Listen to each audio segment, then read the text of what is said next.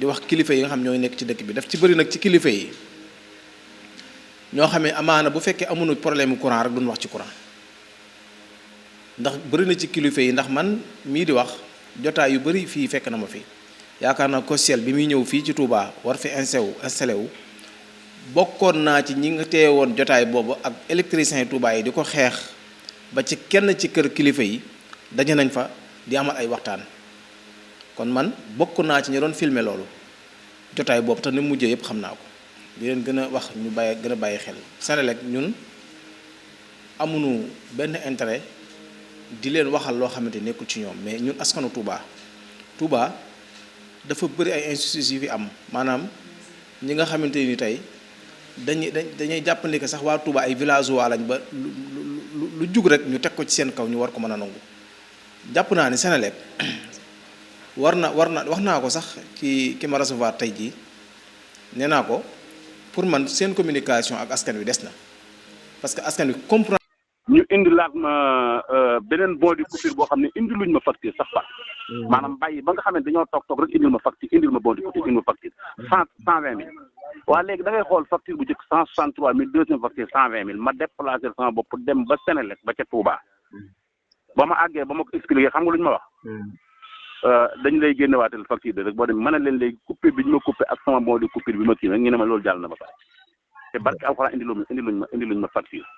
moo ngi noonu de yemuma ca loolu dégg nga li ma la wax xam nga facture bi ñu indilaat ñaata la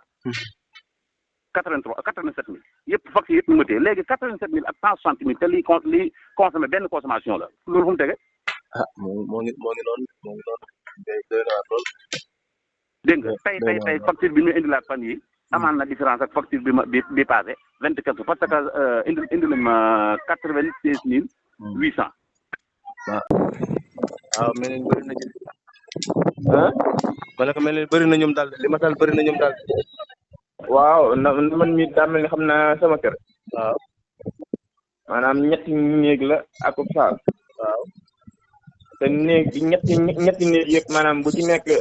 ab lampe la amu ko ventilateur waaw frigo bi duñ ko taal parce que koor lañ koy taal ak keretu tabaski waaw ñoo bokk la waaw maanaam màggal boo ko taalee ku ko courant bi du ko attan da ngay obligé fay ko dëgg la de waaw te man fi ne nii may waxee yow chaque 2 mois ma fay maanaam 60 nangam mi ci ñetti néeg donc waaw ñetti néeg akub saal kër gi yëpp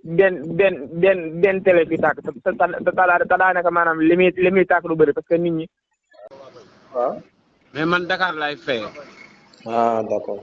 gis nga bu ma amee ay facture ay 6 000 7 000. waaw dañ fay ñëw andi facture bi rocci kii bi bind bondé coupure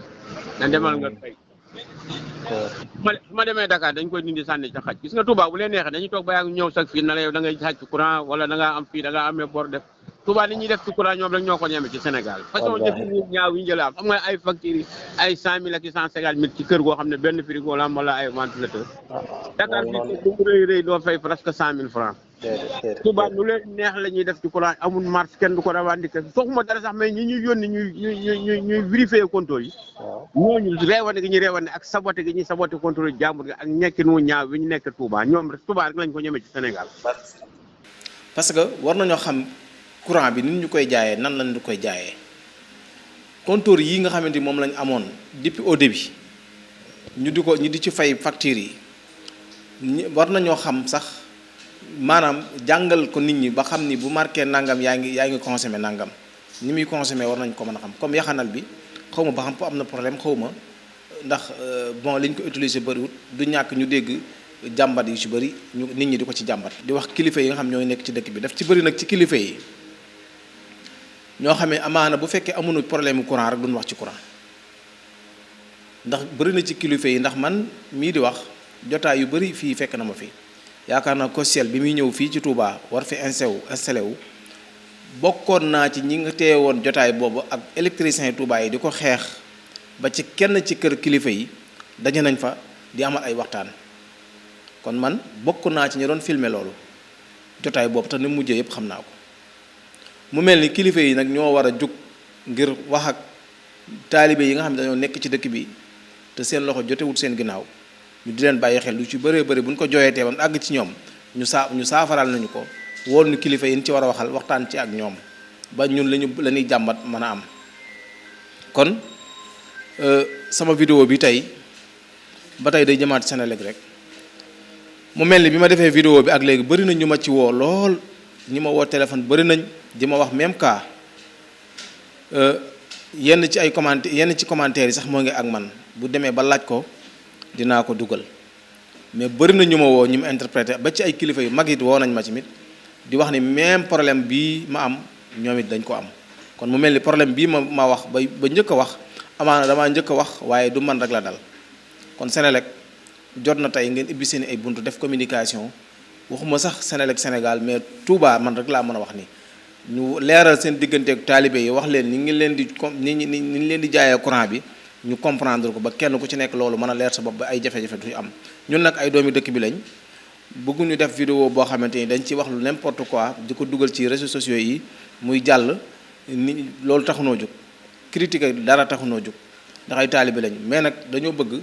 lépp loo xamante ni maanaam dañ koy séqalanteeg ñu taalibe yi rek ñu teg ko ci aw yoon woo xamante ni ak naxaate du ci am mais daf ci am yoo xam ne day nuroon ak naxaate nag wax dëgg yàlla sunu compteur yi ñu amoon di ko fay bu ngeen ko nangoo ci ñun da ngeen koy jox ñeneen ñeneen ñoo koy mën a jox gënuñu ñun ñu ko yoroon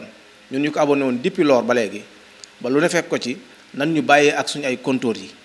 te it facture yi ñuy seeral nañ ko bàyyi facture bi ñuy seeral nañ ko bàyyi nit ñu joxee ci courant ci compteur yooyu noonu xam ne yenuwul maanaa te yaxanal bee ko gën a mooy seeta lañ bëgg rek mooy ñu xaddi dem ci yaxanal bi te mën na ñàkk te yaxanal bi tamit bu ñu la waxee ba dugal la ci amaana man ëllëg dina ñëwaat nga dajaat ci lu mel nii kon ba tey maa ngi alerté waat di wax yéen ñi nga xamante nii ku dund même jafe-jafe bu mel nii rek mën nga ñu defal commentaire buñ ko gisee incha allah dinañ fexe ba bokk ak yow lii ñuy bëgg liñ ci bëgg nag mooy xam lu leer bëgguñu ci xeex dara mais dañoo bëgg rek xam lu leer xam nuñ ci waxee ba askan wi ñoo ngi leen di jégaluwaat baax di leen siyaare